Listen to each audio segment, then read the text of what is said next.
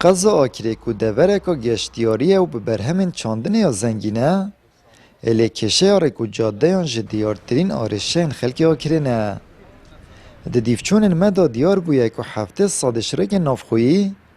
و نیزکی 107 گوندن سر و قضای و رین وان پیتوی بقیر کرنه نه. كشما يعني قديمة تقال من الشرعة يعني هكا تساكي داس بيكو اف شرعي وقت ملكية نين وكيا يعني وريكو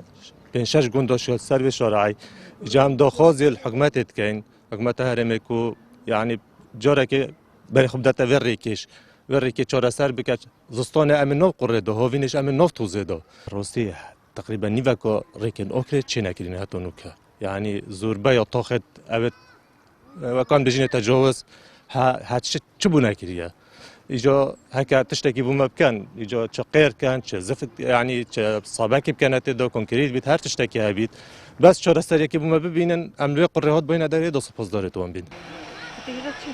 هفدن پتریا تاخن آکره پیتوی درست کرنا آفریج و سولینان هیا. تاخه آله که ایک جه که تاخن آکره نه خلکی و گازنده یاش و بستید کن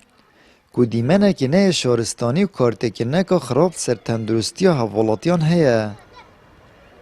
و دیماکی و صدق هاتی دانن که او آوکانی که نهتد و باست داوت نهت پاکش کرم شوی که بردوام و پتر سه گرکاش سولینیت و همی تنسر اوه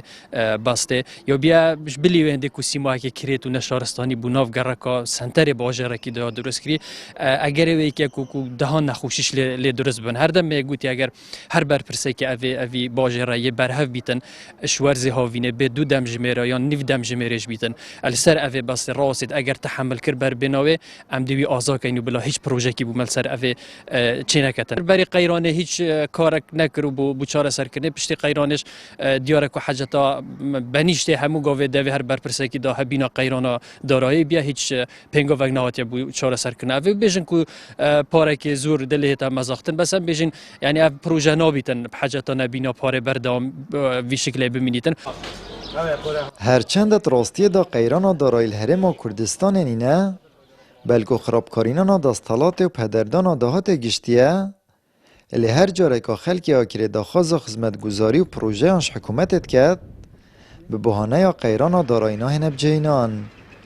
لو ما جیتانا خدمتگزاری نگشتین از زوربه یا تاخین آکره و گندن دوروبر و بتایبتی جی بابت ریک و جاده یان که خلکی وی دورش دست نالید آمد بریفکانی کانال آسمانی پیام آکره